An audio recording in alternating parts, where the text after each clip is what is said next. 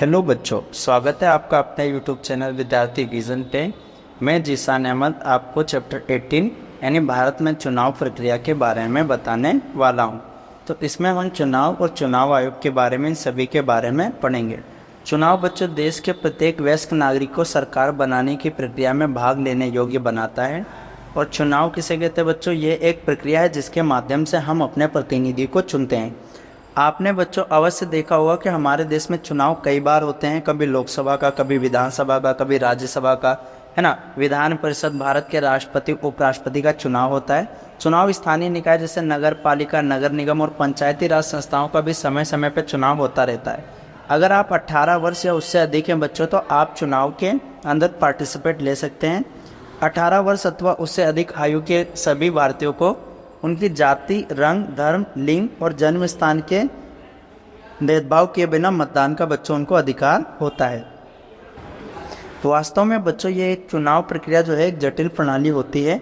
इसमें सूचियां, नियम और मशीनरी सम्मिलित होते हैं। ये पाठ आपको बच्चों चुनाव की विधि, नामांकन पत्र भरने और उनकी जांच और चुनाव से पूर्व राजनीतिक दलों और उम्मीदवारों के द्वारा किए गए जाने वाले प्रचार को स्पष्ट रूप से दिखलाएगा। इस पाठ में आप चुनाव आयोग और भारत में चुनाव प्रक्रिया और चुनाव सुधार से संबंधित कुछ सुझाव के बारे में जान सकेंगे। यानी पहला क्वेश्चन आएगा बच्चों इस पाठ से, चुनाव आयोग के कार्य पूछ सकता है, चुनाव आयोग की बच्चों कमियां पूछ सकता है और चुनाव के लिए बच्चों सुधार के बारे में आपसे पूछा जा सकता है।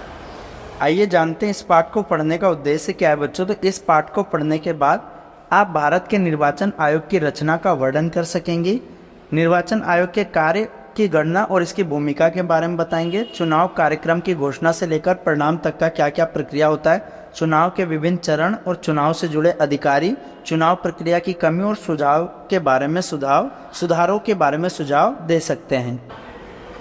सबसे पहले बच्चों भारत में एक चुनाव आयोग है। और चुनाव आयोग कैसा है बच्चों? हमारे वहाँ स्वतंत्र व निष्पक्ष चुनाव आयोग है। अनुच्छेद 324 में बच्चों भारत में चुनाव आयोग के बारे में लिखा है। तो भारतीय संविधान निर्माताओं ने चुनाव कराने के लिए स्वतंत्र चुनावी मशीनरी को विशेष महत्व दिया था। भारत के संविधान में एक निर्वाचन यानी चुनाव आयोग है जो चुनाव का निरीक्षण, निर्देशन और नियंत्रण के लिए उत्तरदायी है। संसद के दोनों सदन का चुनाव, विधानसभा का, राष्ट्रपति और उपराष्ट्रपति का चुनाव कराने का उत्तरदायित्व इसी चुनाव आयोग का है। चुनाव आयोग इसके अलावा भी कई सारे काम करता है बच्चों, जैसे मतदाता सूची बनाता है, उसको संशोधित करता है, मतदाता सूची के लिए रखरखाव के लिए उत्तरदायी है। तो ये सभी काम बच्चों चुनाव आयोग के हैं। सबसे पहला काम आता है बच्चों चुनाव आयोग का कि निर्वाचन क्षेत्र निर्धारित करना। दूसरा आता है बच्चों मतदाता सूची के बारे में भी रिकॉर्ड रखना। तीसरा आता है बच्चों चुनाव की तिथि बताना, साथ ही साथ में चुनाव का समय बताना, है ना। चौथा बच्चों चुनाव को रद्द करने की जिम्मेदारी भी चुनाव आयोग की होती है। साथ ही साथ में बच्चों पूरे भारत में आचार संहिता को लागू कराने की जिम्मेदारी भी किसकी? चुनाव आयोग की होती है। आइए चुनाव आयोग के बच्चों संगठन के बारे में थोड़ा बात करते हैं। तो इसकी संगठन बच्चों सन 1950 से लेकर 1989 तक चुनाव आयोग में सिर्फ एक ही सदस्य होता था, उसे बोलते थे मुख्य चुनाव आयुक्त। लेकिन बाद में बच्चों 1989 के बाद में चुनाव आयोग बहुसदस्यीय हो गया और इसमें आज ये 1+2 है। एक को मुख्य चुनाव आयुक्त और दो को अन्य चुनाव आयुक्त बच्चों बोलते हैं। अगर पूछे पहले मुख्य चुनाव आयुक्त का नाम क्या था बच्चों? सुकुमार सेन नाम था। और अभी चुनाव आयुक्त जो है बच्चों हमारे, उनका नाम है राजीव कुमार। तो इसका संगठन संरचना पता चल गया बच्चों 1+2 है, एक मुख्य चुनाव आयुक्त, दो अन्य चुनाव आयुक्त। और ये हुआ कब था बच्चों? 1989 के बाद से। इनका कार्यकाल यदि आपसे पूछे बच्चों तो सबसे पहले हमें पता होनी चाहिए कि मुख्य चुनाव आयुक्त की नियुक्ति बच्चों राष्ट्रपति के द्वारा होती है, यानी उनको नियुक्ति कौन रहता है? राष्ट्रपति। और ये बच्चों 65 वर्ष की अवधि तक रह सकते हैं या तो 6 वर्ष की अवधि, यानी दोनों में से जो पूरा हो, 6 वर्ष या 65 अवधि तब तक रह सकते हैं। जो 1+2 है बच्चों एक मुख्य चुनाव आयुक्त है। ये बच्चों क्या करता है? अध्यक्षता करता है। पहले सुकुमार सेन थे, अभी कौन है? राजीव कुमार है। अगर पूछे बच्चों इनको हटाया कैसे जा सकता है, तो जैसे सुप्रीम कोर्ट के न्यायाधीश को हटाया जा सकता है उसी प्रकार से इनको हम हटा सकते हैं। ये सभी आप यहाँ पे पढ़ सकते हैं। उसके बाद आता है बच्चों निर्वाचन आयोग की शक्तियाँ और कार्य। तो निर्वाचन आयोग का प्राथमिक कार्य है स्वतंत्र और निष्पक्ष चुनाव कराना, यानी चुनाव में किसी भी प्रकार की बच्चों धांधली ना हो। तो पहला काम आता है बच्चों चुनाव आयोग का कि चुनाव का परिसीमन करना। सबसे पहले तो यानी चुनाव क्षेत्र निर्धारित करना। अगर पूछे बच्चों चुनाव क्षेत्र किसे कहते हैं, तो चुनाव के उद्देश्य से देश को छोटे छोटे टुकड़ों में बांट देते हैं, इसे हम चुनाव क्षेत्र कहते हैं या निर्वाचन क्षेत्र भी कहते हैं। भारत में बच्चों 543 चुनाव क्षेत्र हैं और अनुसूचित जाति के लिए 84 और अनुसूचित जनजाति के लिए बच्चों 47 जो हैं आरक्षित करे गए हैं। चुनाव क्षेत्र बच्चों परिसीमन का काम आमतौर पर परिसीमन आयोग करता रहता है और उच्चतम न्यायालय के इसमें 5 सेवानिवृत्त जज होते हैं। तो चुनाव क्षेत्र बच्चों पता चल गया कि देश को छोटे छोटे टुकड़ों में बांट देते हैं चुनाव के उद्देश्य से, उसी को चुनाव का परिसीमन करना कहते हैं। और ये क्षेत्र बच्चों जनसंख्या के आधार पर बदलता रहता है और ये बदलता कौन है बच्चों, परिसीमन आयोग इसको बदलता है। चुनाव आयोग का दूसरा काम है बच्चों आपका कि मतदाता सूची तैयार करना। मतदाता किसे कहते हैं, जो 18 वर्ष या उससे ऊपर की आयु के लोग होते हैं जो मत देने की योग्यता रखते हैं, उसे हम मतदाता कहते हैं। तो उनकी सूची तैयार करना, उसमें संशोधन करना, घर घर जाकर तैयार करना है, चुनाव सूचियाँ तैयार करने का काम चुनाव आयोग का है।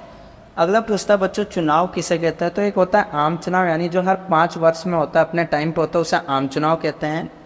उपचुनाव किसे कहते हैं बच्चों, तो जब किसी नेता की मृत्यु हो जाती है या वो त्यागपत्र दे देता है तो ऐसे चुनाव को हम उपचुनाव कहते हैं। मध्यावधि चुनाव उसे कहते हैं जब समय से पहले लोकसभा राज्यसभा भंग हो जाती है तो मध्यावधि चुनाव कराया जाता है। तो चुनाव 3 प्रकार के होते हैं, आम चुनाव, उपचुनाव और मध्यवर्ती चुनाव, ये आपको याद करना है।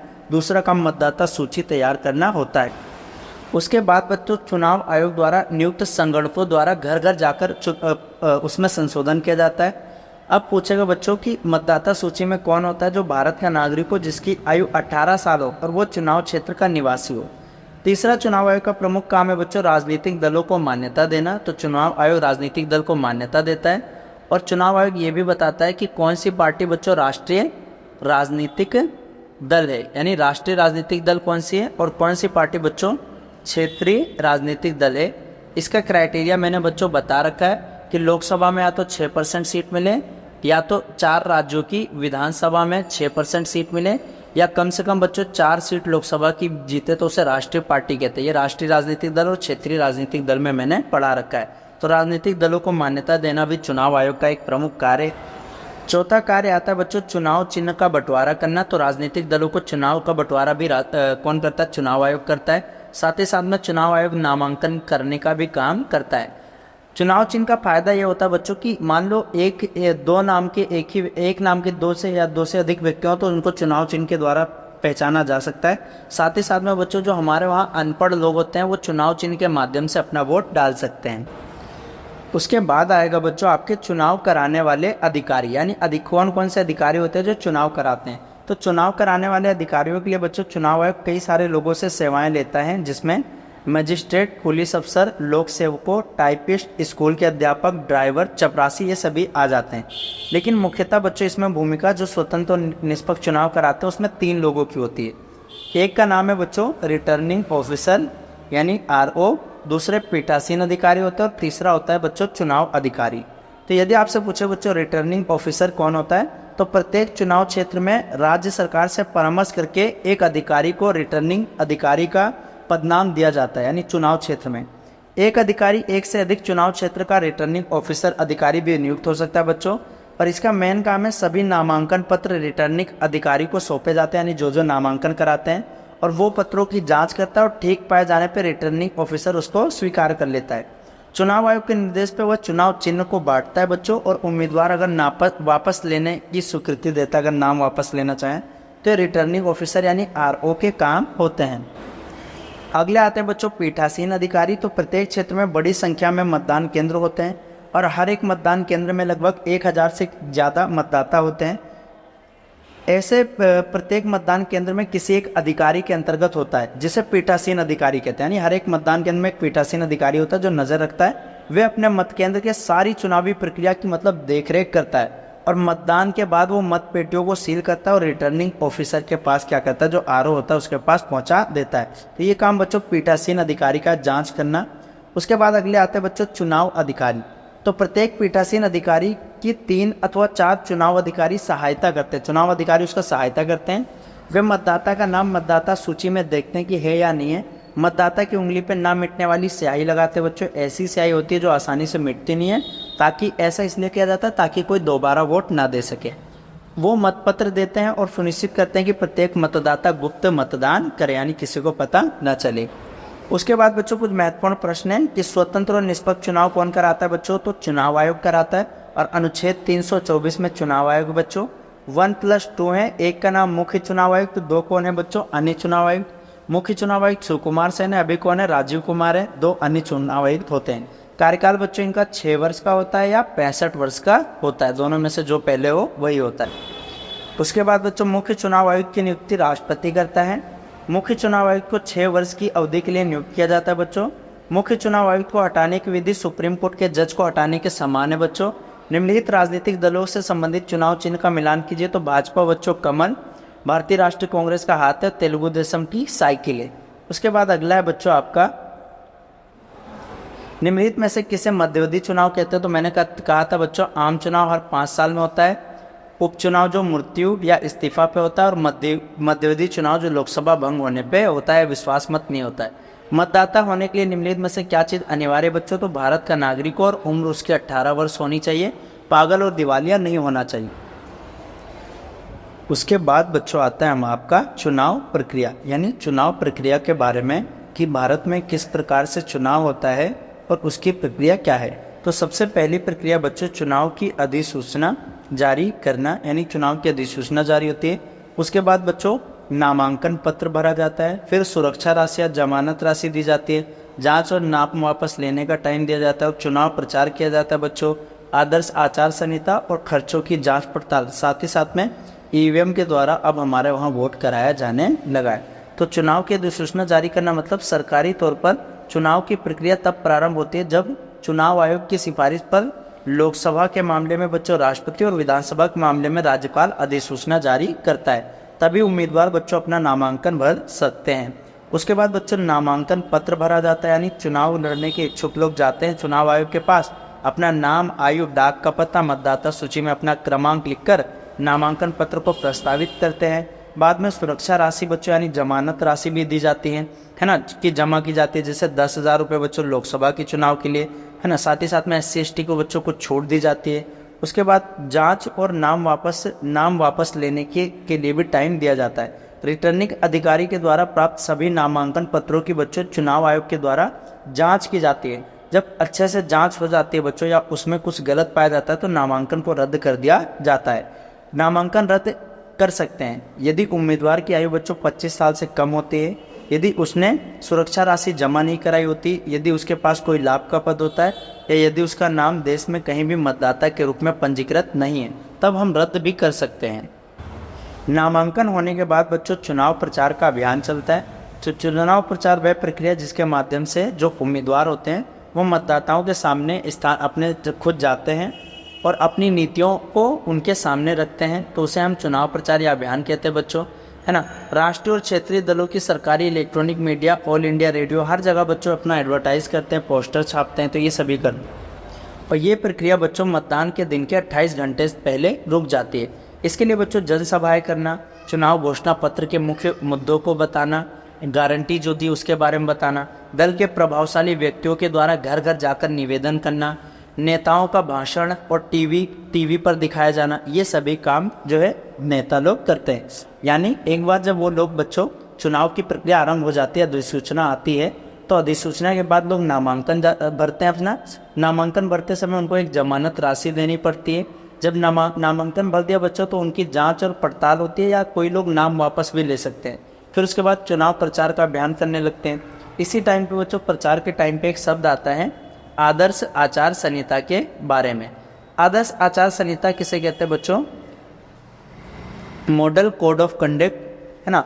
चुनाव प्रचार की अवधि में राजनीतिक दल चुनाव लड़ने वाले उम्मीदवार से राजनीतिक दलों की आपसी सहमति के आधार पर चुनाव आयोग को द्वारा तैयार की गई आदर्श आचार संहिता का पालन करने की अपेक्षा की जाती है।